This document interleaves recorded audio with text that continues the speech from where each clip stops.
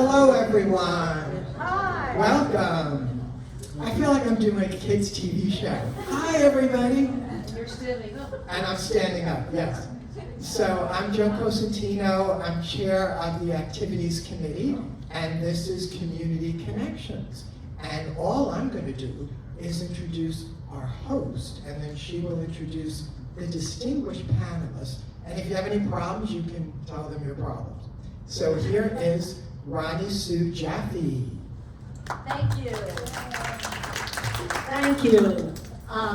Anyway, welcome everybody, and I am thrilled to be interviewing these three wonderful women who are the social workers here at Woodland Pond. And I just want to recognize before we start some members of our Mental Health and Wellness Committee who've worked very hard to bring someone like Annika on board.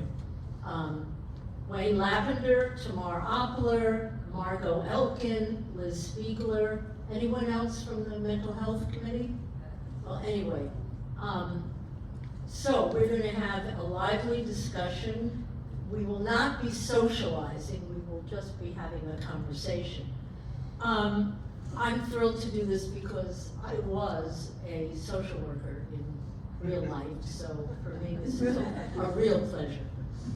Okay, so I'm going to introduce Sarah Motherway, Social Services Coordinator at the Health Center, Amber Goldman, Social Services Manager in the Health Center, and Annika Epley, Geriatric Social Worker for IAP.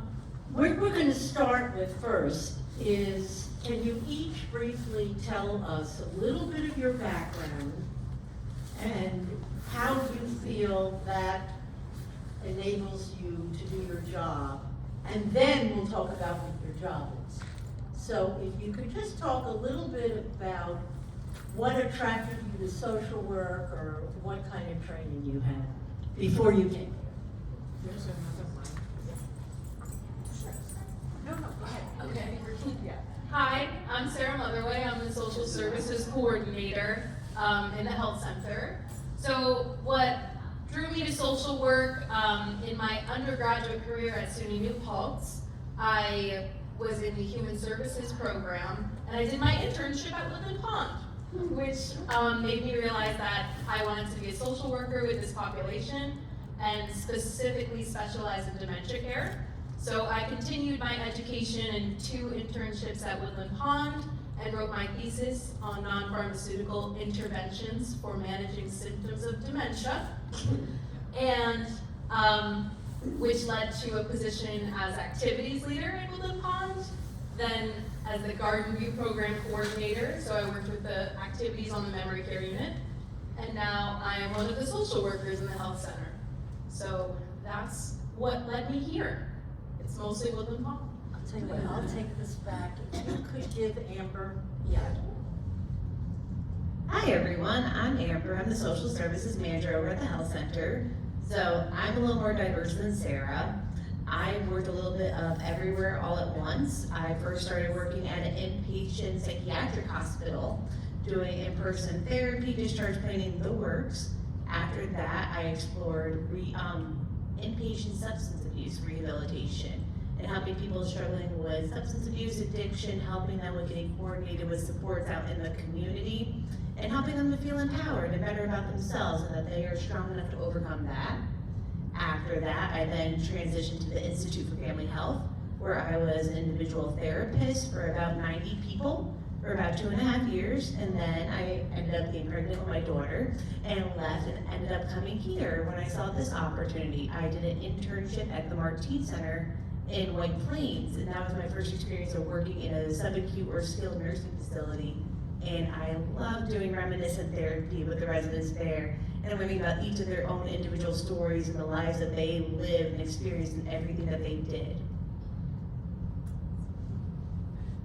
I'm Annika, as you all know. I had more of a long and winding road towards social work. I came to it a little bit later, in my late 20s. Prior to that, I worked for the Canadian government randomly for a number of years. But anyway, I always really wanted to work with the homeless population. That was something that I thought about a lot. I did a lot of volunteer work in that area. And so in my late 20s, I left the Canadian government and I took an entry-level social work job with a wonderful organization called Community Access. They're based in the city. They provide supportive housing and a lot of other wonderful support services to formerly homeless people struggling with psychiatric disabilities. I loved that work. I felt very at home there, and I worked there for 9 years until I left the city in a number of different roles. So I was a social worker there. I was in the end, I was the assistant program director for two supported housing units in Brooklyn.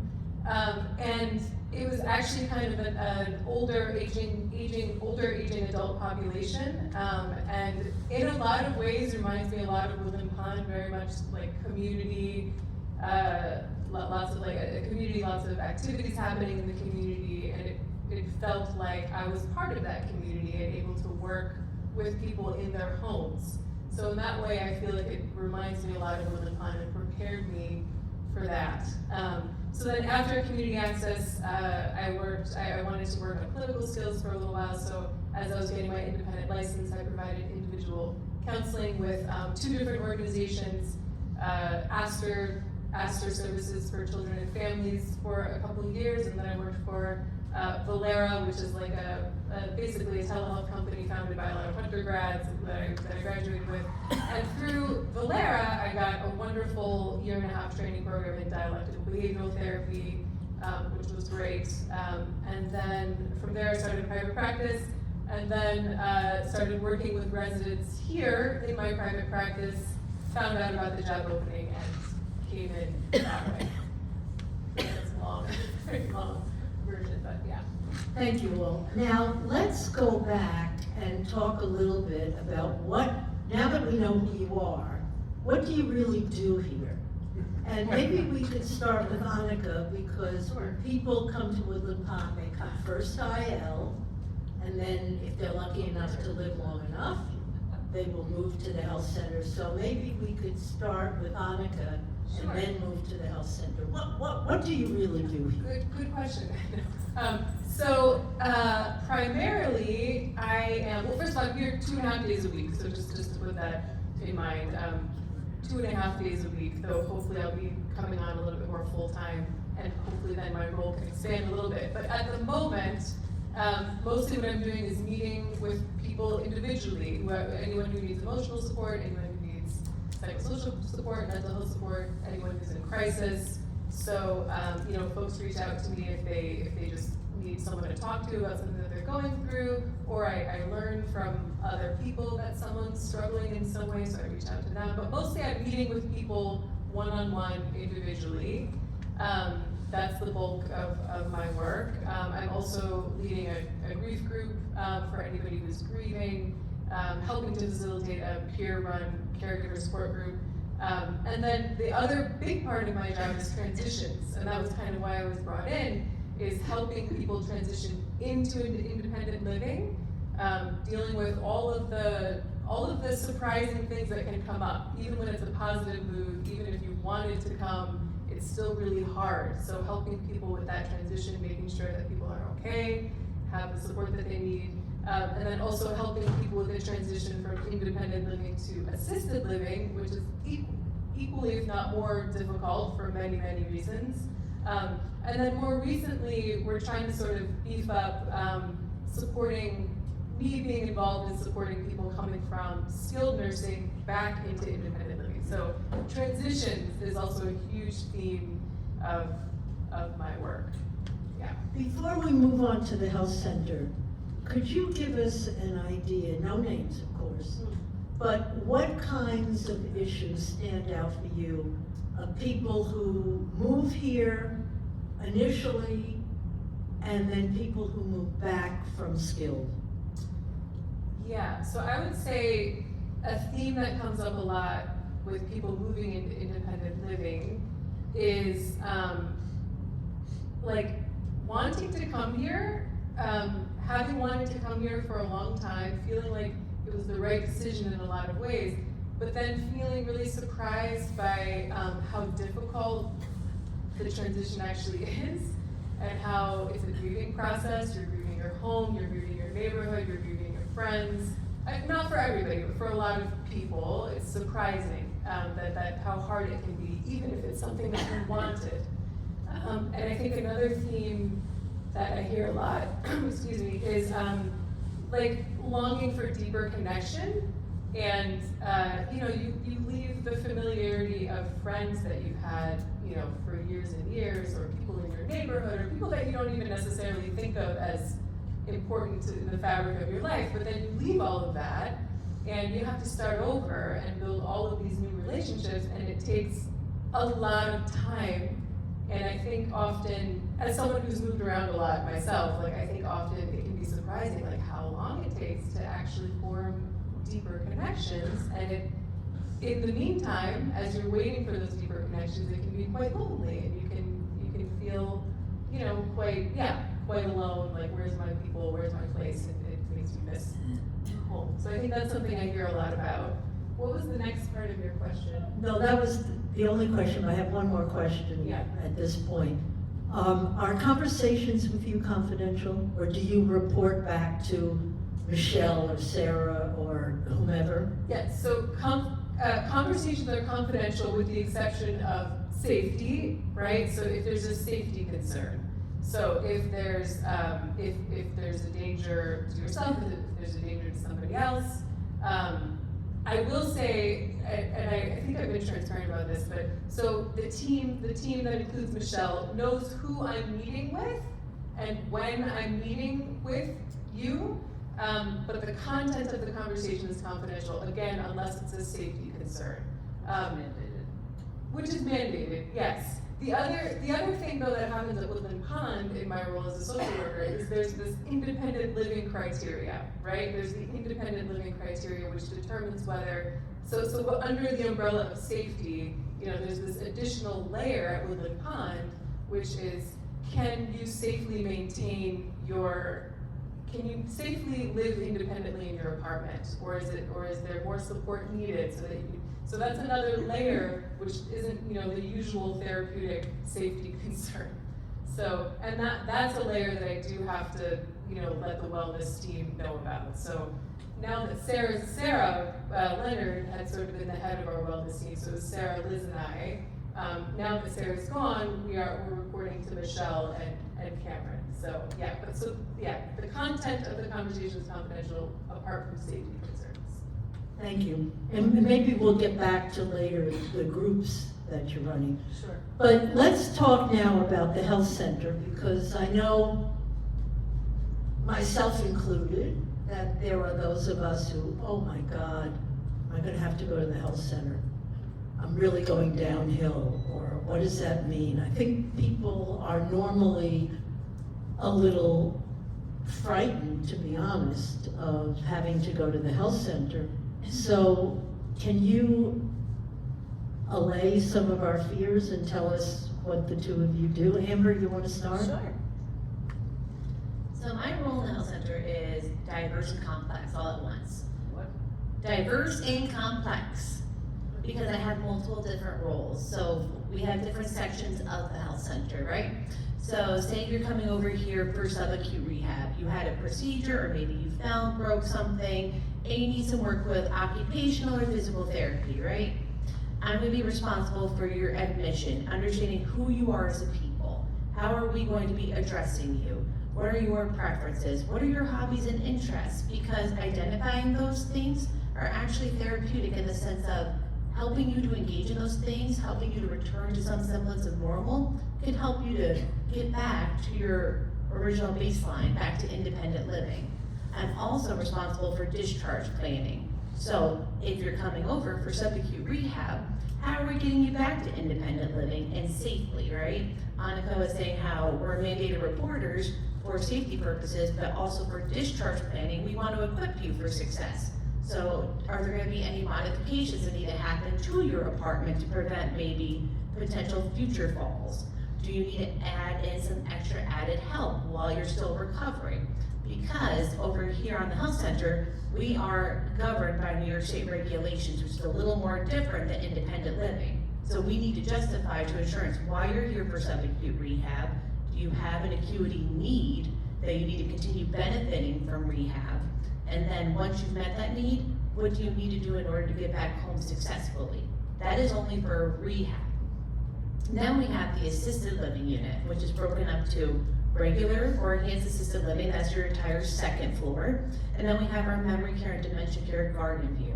We're still responsible for doing the admissions of that. It's a little more in-depth because now you're gonna be calling this place your home. So we wanna know who you are as a people inside and out.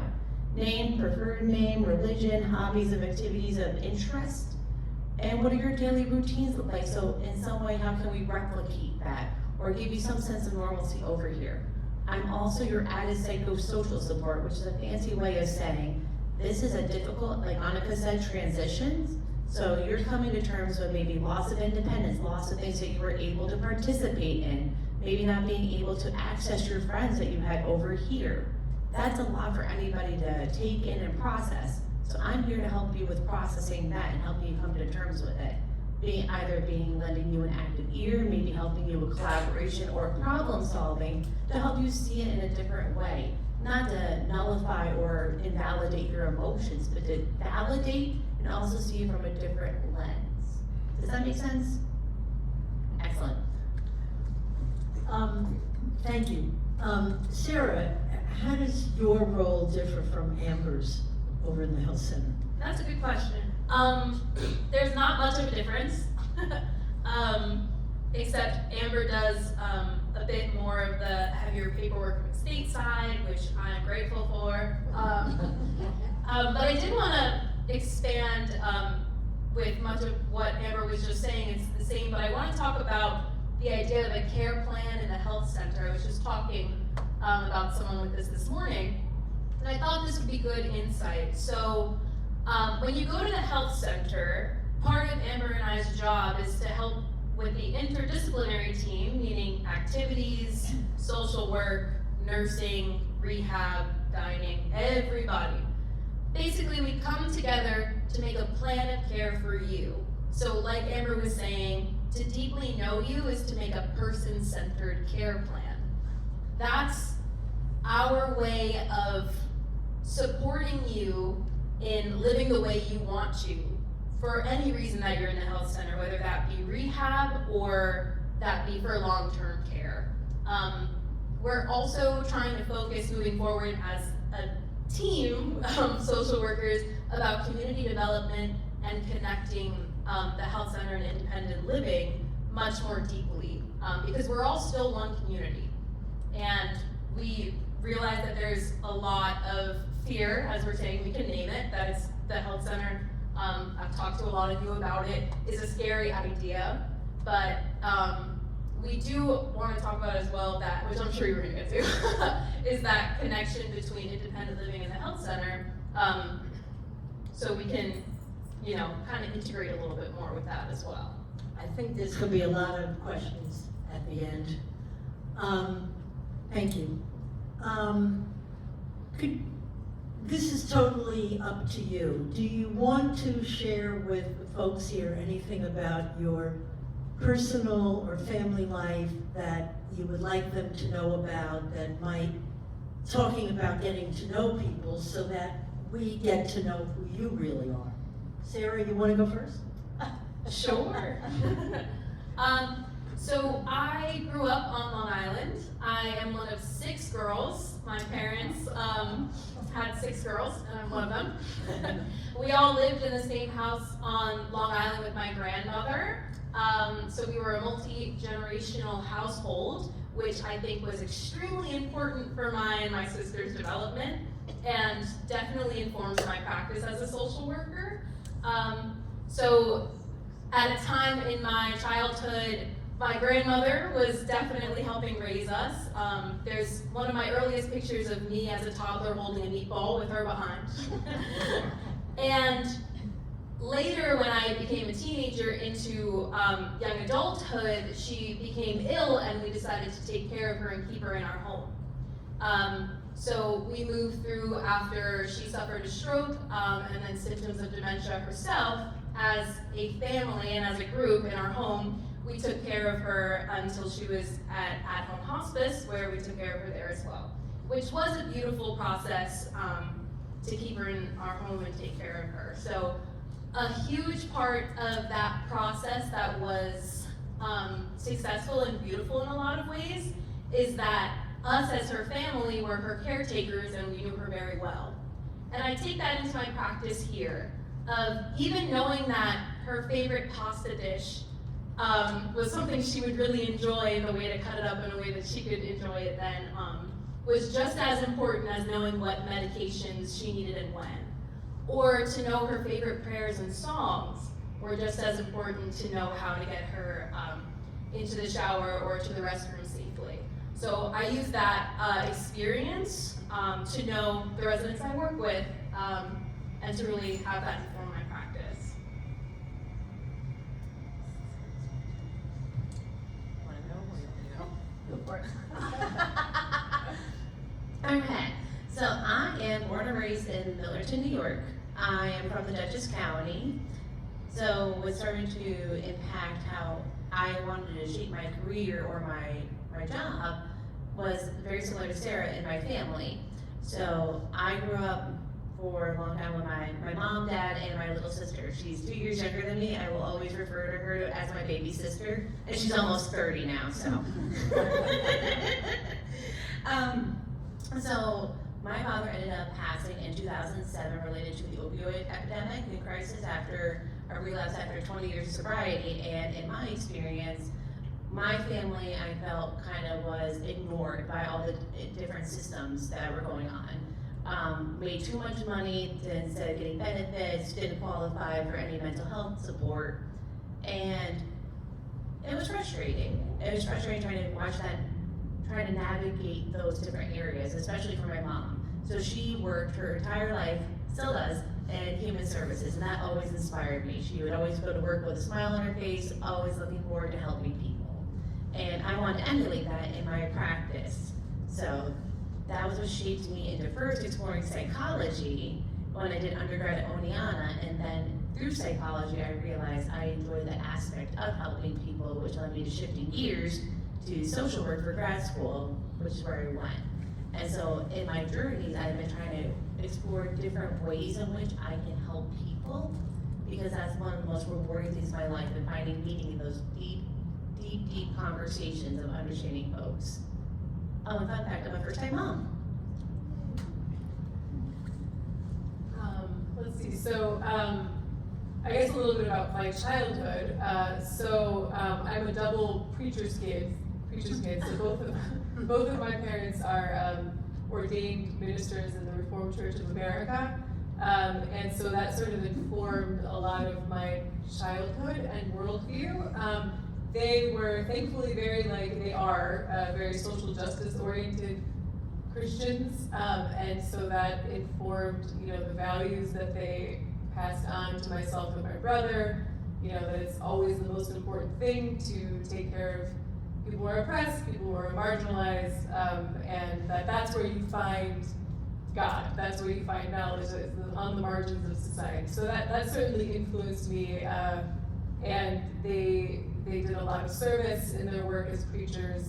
We always lived in the house right next to the church, and so we'd always have people knocking on the door, and help them, have them over for dinner. My parents took on boarders, so it was very much like a part of our childhood that I think sort of led me in the direction of social work. And in some ways, oddly, maybe not oddly, but both in the supportive housing world in the city and then here at Woodland Pond, there's a way in which this feels like a congregation.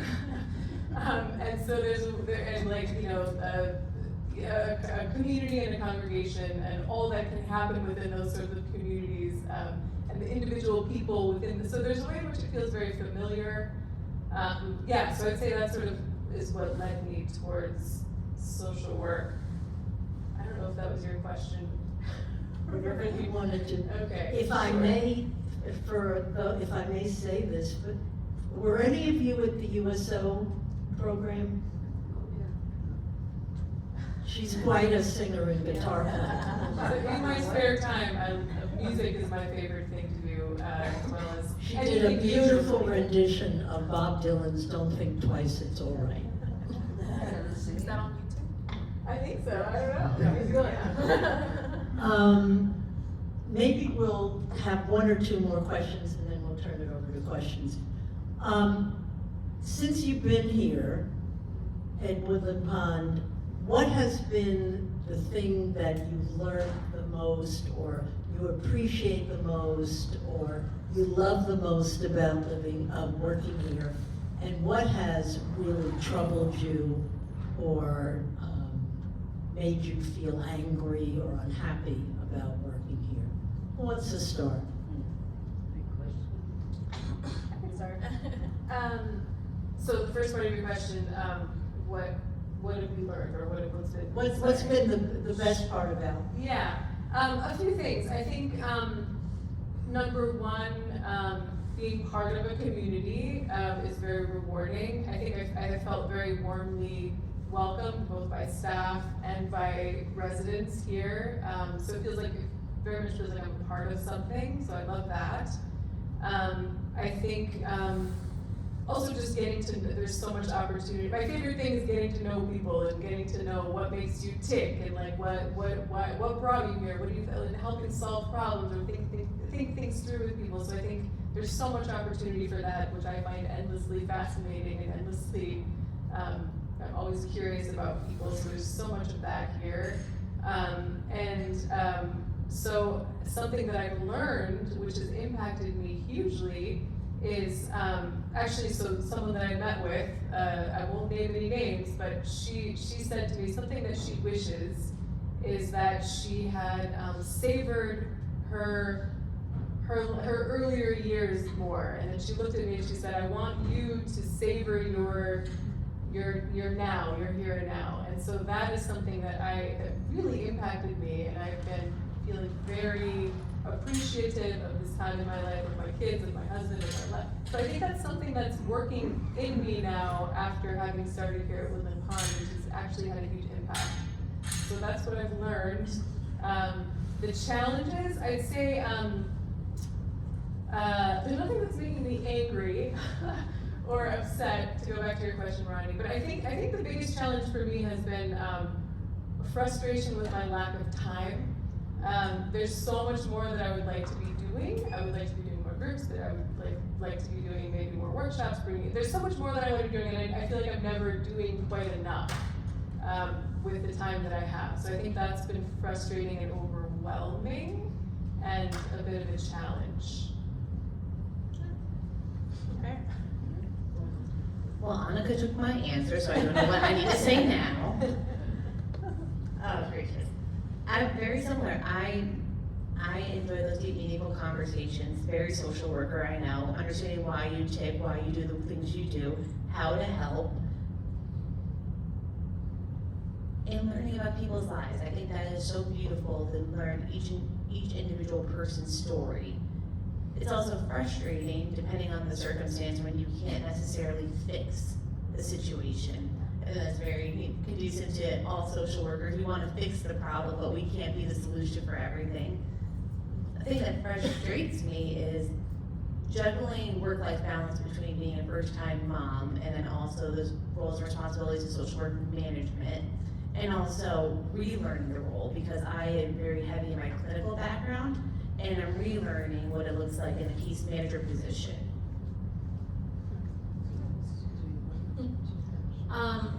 So I'm a younger professional, and I think reach back to not so long ago when you were all in your 20s. It's a little bit, yes, basically yesterday. It's a little bit of a hectic time in which you feel like you're running at full pace on a treadmill, so you're never going any further. But I think the best medicine for being in your 20s is being friends with your generation, because knowing you and getting to learn your life stories, not only do I soak up every ounce of wisdom you give me like a sponge, but it informs my life and how I'm developing my values as a person and developing that picture of how I think I might want my life to go. So I am very, very grateful to be in this position, and I think that everyone in their 20s should hang out with you guys. Or in their 40s. Yes. So something that's challenging, I very much relate to Annika, and we're full-time, and we still feel like there's just never enough hours in the day. But other than that, I adore this job, so I really don't have too many frustrations with it. And I heard a rumor, maybe you can dispel it, that you created your own degree, is that, or your own certification? Did I get this wrong? It could be something, in regards to my education or my career.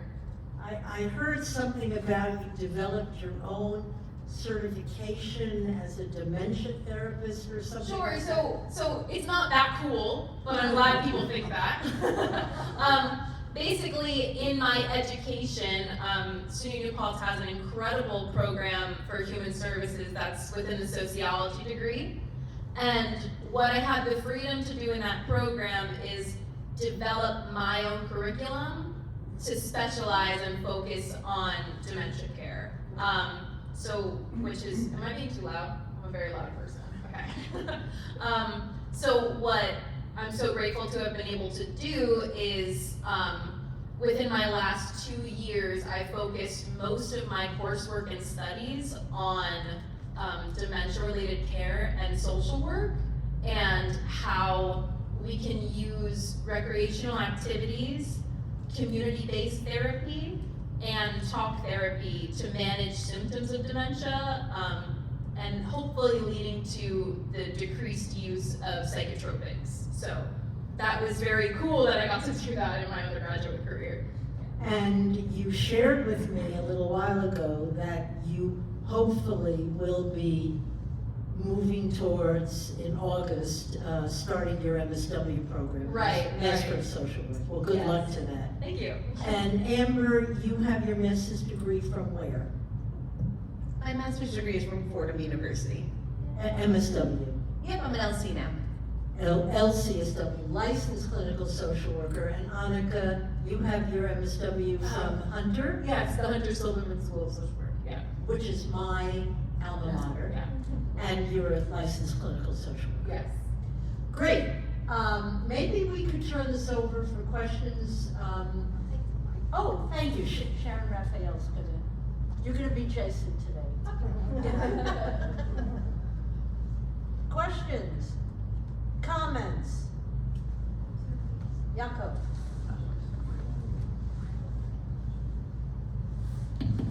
What is, you mentioned something about community therapy for them. Can you explain that anything? Sure.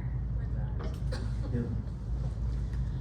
So, community-based programming and basically community development, as it's known, various places, human connection and relationship building is extremely important in every phase of life, but especially for moving and transitioning into the later parts of life, and if you're experiencing symptoms of dementia. So what is so important about community-based programming and therapies is that the feeling of, trying to choose my words, trying to figure out the best way to explain. So in a skilled nursing facility or in the health center, we want to make it feel like you're home. So even though there may be beeping from machines and, doors and a smaller room that is a smaller studio apartment, it's adding your photos to the walls of your family. Your favorite artwork, adding your books to make it personal, and then to realize that everywhere in Woodland Pond, we're living together in a community. So each front door is personalized and independent living, and everyone knows who lives there. And you know that if you have an issue, you can knock on someone's door. Or you can have someone look out and check up on you, or be your second even on some documents if you need that.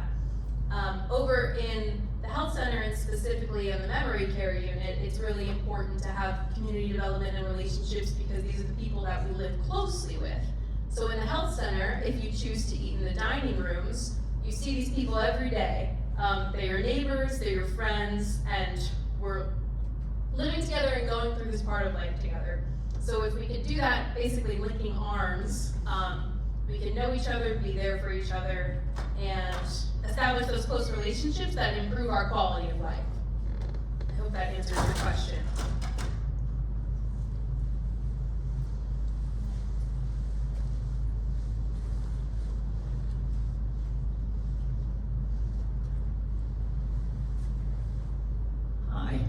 Hi, I spend a good amount of time, especially in assisted living, with some of the residents there. And one thing that I am always bothered by is, although some people come, but it's the same people that come to the programs and so on. And I wonder what part your job has, or how you see your job as trying to get out. In other words, get the people that do not appear to the various programs, to try to get them out of their rooms so that they can enjoy this community that Sarah's talking about right there.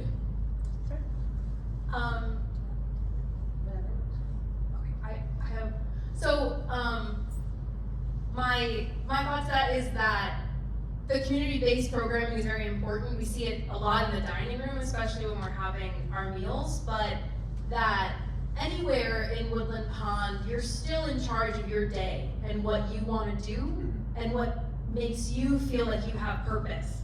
So for some folks, that's coming over here and participating in activities over here. For some folks, that's watching the news and doing a crossword puzzle, which I also enjoy to do in my time, or playing the piano in your room. So in our capacity, what we want to make sure is that your day is filled with a routine that gives you purpose, that is cognitively stimulating, and that keeps you socially engaged. And for some people, the programming through activities is not their preference or how they do that, so we work with them individually in their own room as well. But of course, we're always trying to knock on doors and bring people out for certain things, so. Amber, did you want to add anything? Sure. So I'm open to learning anything new, Margaret. More or less, from my understanding, we've been more of a pastoral with assisted living, kind of piggybacking off of what Sarah said. Depending on what each individual person's preference is, we try to respect that and their decision to say no. Now, normally what happens is our intervention will come after we get a report from somebody. So either like the nursing staff or maybe the activities program is saying, hey, maybe we're trying to increase the number of people coming. Here are activities that we think these individual people would like. That would facilitate us having a visit and exploring with them, hey, we think that this would be an activity that you might enjoy going to and exploring possible barriers to them participating.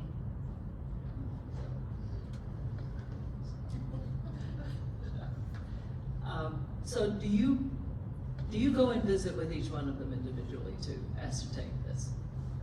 I mean, one or the other of you. So you sort of, do they have a social program as well as a, as you were speaking of, a healthcare program? So I was in activities before, so I know. so the activities department is an entire department. Cynthia's right back there. She's the activities manager after Sue just retired last month. So the activities program and social work, as well as the rest of the team, work together about that care planning I mentioned before. So everyone in the health center has a care plan, and part of that section is activities and what their routine might be. So we establish it on admission and review every care meeting. I have a question for you. I live in independent living at the present time. Who decides when it's my time to go to assisted living or wherever? Who does that? So, that's $1 million question, isn't it?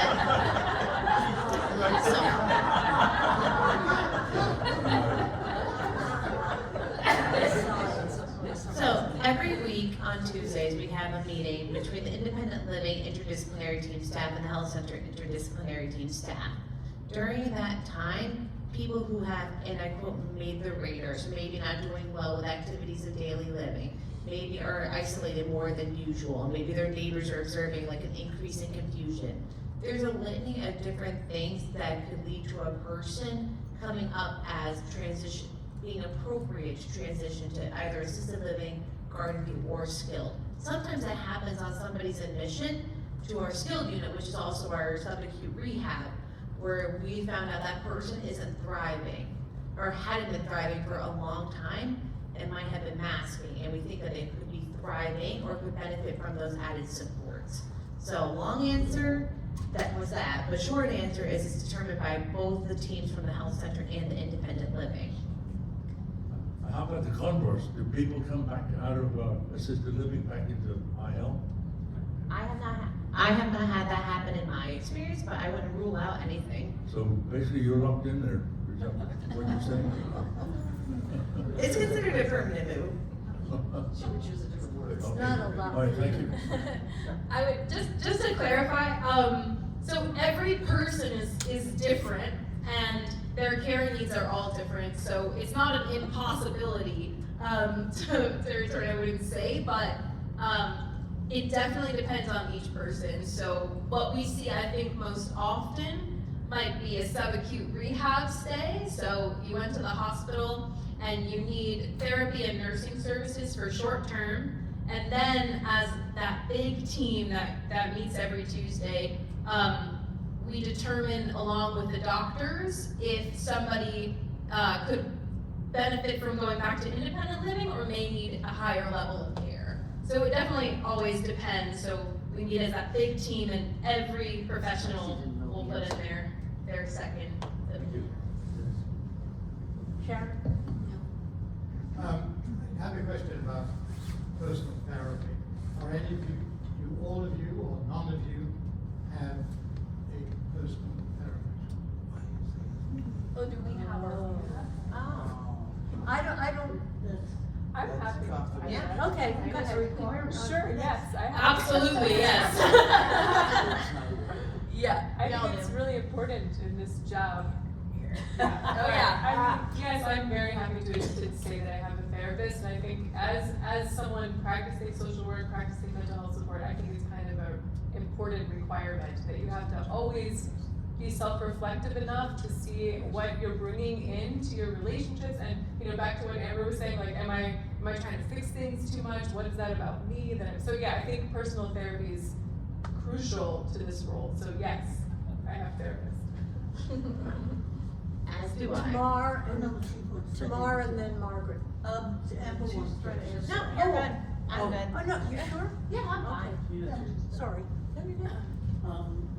So if we're getting personal, I think the idea that transitions is so difficult, the idea that people who are older can also go into therapy, can also go and discuss.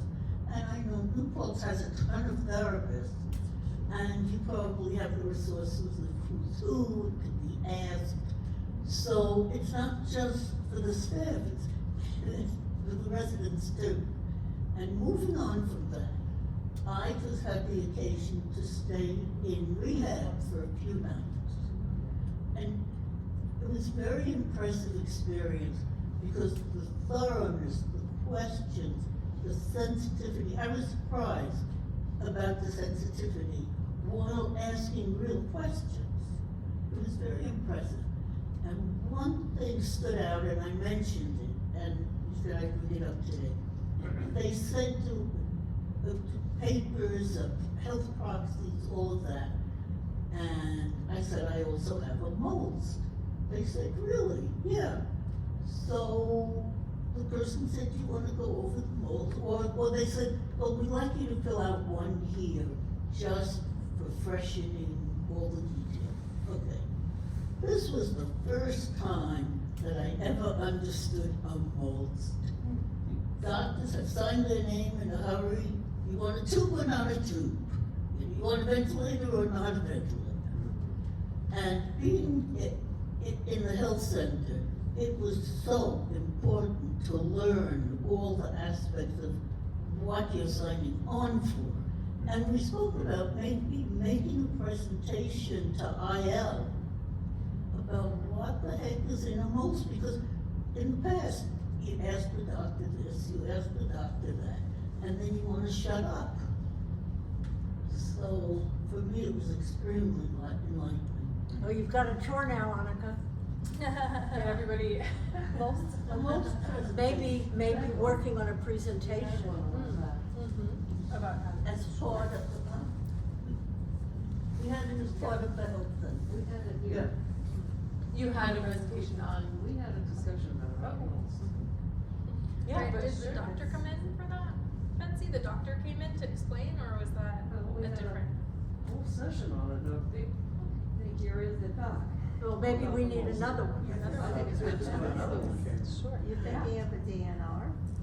It has to do with the DNR, Mhm. do not intubate, it's all those choices. Yeah. And there's also discussion about a new MOLST form.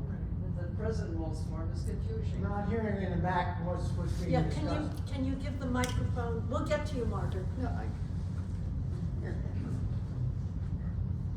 We had a program here about MOLST some time ago. It would be good to have another one, explain all the differences of the different choices, and there is some confusion about how the present MOLST form is written, and has been discussion about changing the MOLST form, so all of that needs to be addressed. And especially for people who haven't been here very long, and don't know what MOLST is all about. Do not intubate, do not resuscitate, no CPR, and like Michelle was talking in her talk recently about it, that CPR doesn't come into play unless you are unresponsive, unless you have no pulse. And all that could be reiterated, but we did have one. Just one example about intubate. So she says, do you want this, or this? And I'm thinking, I thought it was either intubate or don't intubate. What do you mean, 3 choices? Yes. I only have one mouth. And until it got explained, it wasn't education. The choices are do not intubate, or have a trial, experimental for a little while. Of non-invasive. Non- So like your cannulas or you're covering with your mask. We will put that on the agenda for the Mental Health and Wellness Committee to explore. Thank you, everybody. Margaret? Do you do group work as well as individual therapy? So if a group of people have similar concerns, would you get them together so they could work together as a group? Annika, could you talk about the grief group and the caregiver group? So right now we have 2 groups. There's a peer-led caregiver support group, and then there's a group that I'm leading, which is a grief support group. But I would love to do more of what you're talking about. That I think there's so many different things that we could get people together around. So yes, to answer your question, we do have some groups, probably not enough groups, and I think it would be great to have more capacity for that. Could you just take a minute or two and describe a little bit more for each of the 2 groups you're talking about? Sure. So the grief support group, we had our first series of 8 sessions that wrapped up a couple weeks ago, maybe 3 weeks ago, and essentially it's a group of people who are struggling with grief, so having lost someone important to them, and so we meet every Friday. Or we met every Friday for 8 sessions. We just started a new group, a new cohort. We had our first session this past Friday, so we'll have our second session on Friday. But yeah, we get together and I send out some sort of topic or an article or something to think about each week. And then, we start there as a topic to discuss, and then we really just let the conversation go wherever it needs to go. And that's kind of, in a nutshell what the grief support group looks like. it's been really wonderful to be a part of it. And so far so good, so it's continuing. And then it's confidential, right? it's confidential, absolutely. So anytime I run a group, one of the things that we do in our first session is we go over all the group rules, including the most important one, which is confidentiality, right? So that, nothing that's shared in the group should be shared outside of the group. That's a very important part of it for sure. And then the caregiver support group, so just to give you a little history, before I came on, there was a very successful peer-led caregiver support group for anyone who's in a position of caring for a family member who's struggling with any sort of chronic illness or Alzheimer's or anything like that. And so there's a successful group that was happening for a while in a residence apartment. And that stopped for a variety of reasons, but we kind of got that going again. So if any of you all, sorry to back up, so it's a group of about 6 people who meet each week in another residence apartment and talk about what it's like to be a caregiver. If any of you are interested in that group, please reach out to me. We'd love to get. And it's more folks facilitated involved. by residents. It's facilitated by residents, and I just provide a from afar support. So checking in, providing materials, talking about different discussion topics. So I support it from afar, but it seemed important to folks that it be peer-led, which I think is wonderful. And by the way, that's an option for anyone else. If you have an idea about a group that you'd like to get together, I can help you talk about it. I can help you facilitate it. We could, I'm happy to support you in that. That's a model that I'd be very happy to keep replicating with other groups. Did that answer your question, Margaret? Yeah, I guess I also have, for instance, if people wanted to form a literature group or a novel group, so not based so much on problems or as on interests, current, yeah. No. So that would more be Carrie's department, right? Yes. So I think you meet with Carrie and she'd help you make that happen. Okay, great. Yeah.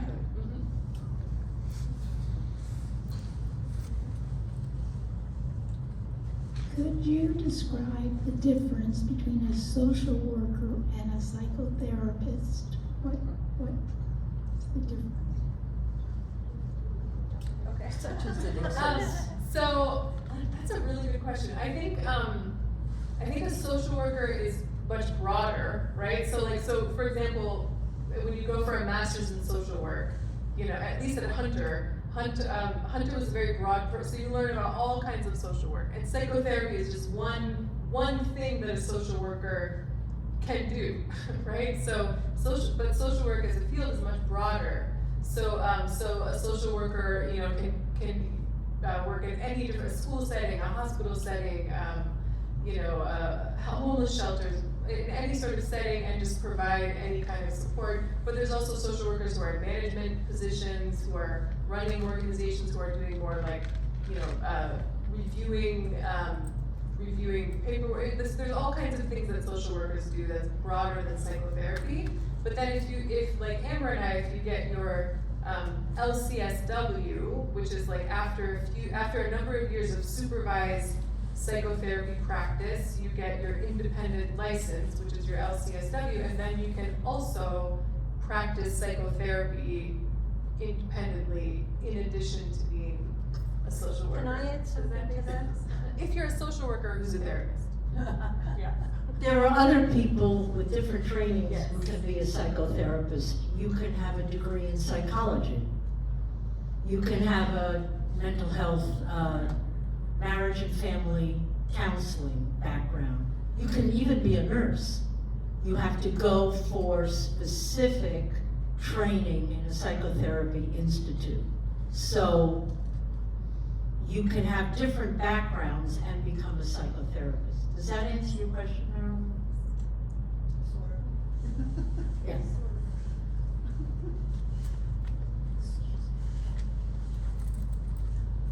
I want to go back to the transition between independent living and something else. I think that, speaking for myself, my fear is that I will lose agency in that transition. Can you tell me a story about working through that fear with somebody? That's good. That's a good question.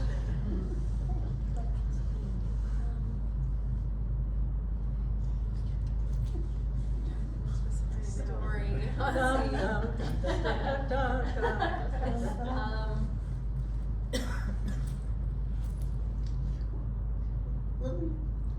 Sharon, can you bring the mic up? I just want to accent something about that question. The fear of losing agency, I think we're all terrified of that. And maybe there are two different situations. One where you come in and the staff can help you sort of create your own world, your own interests, and agency. Within certain confines, and, you know, So minutes and time, so you can do it. There can be people who come in and are really losing their own capacity for agency. They're really declining. And I think there, what do you do there?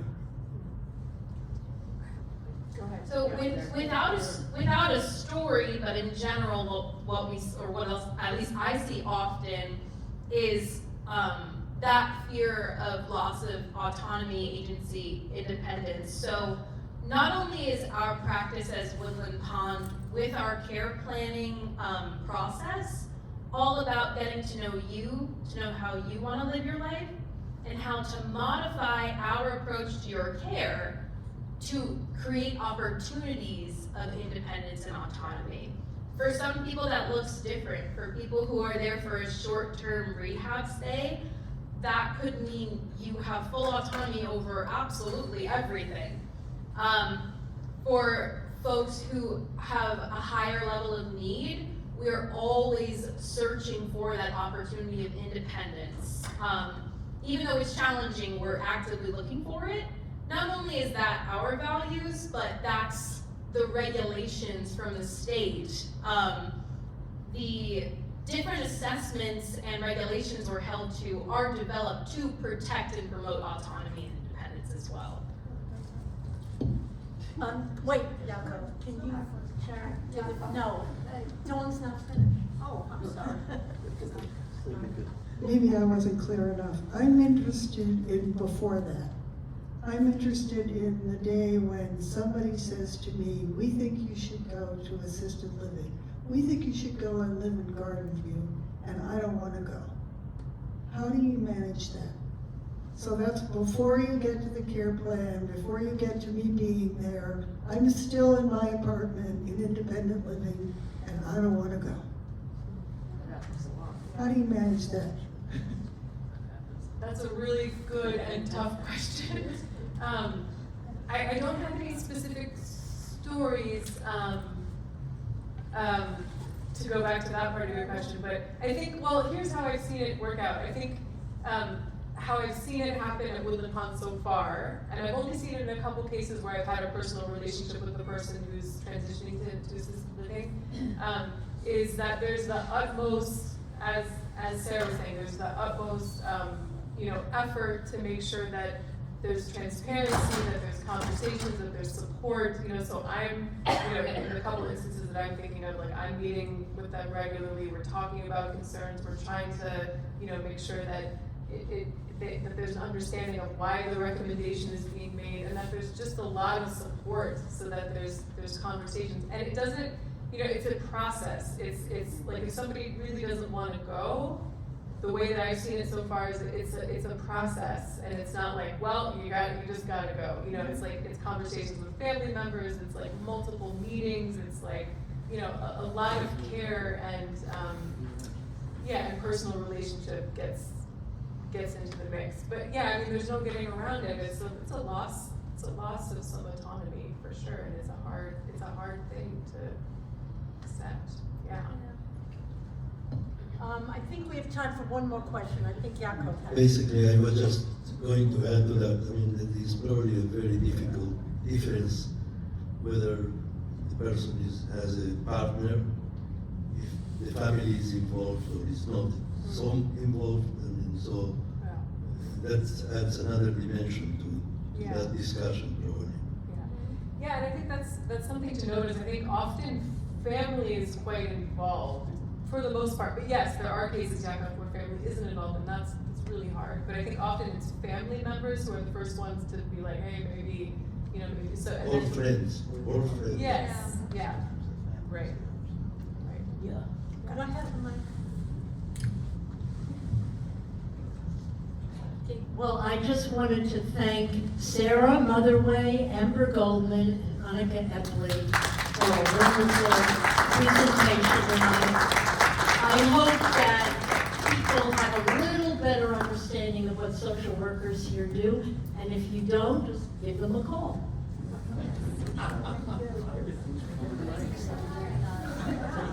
Thank you.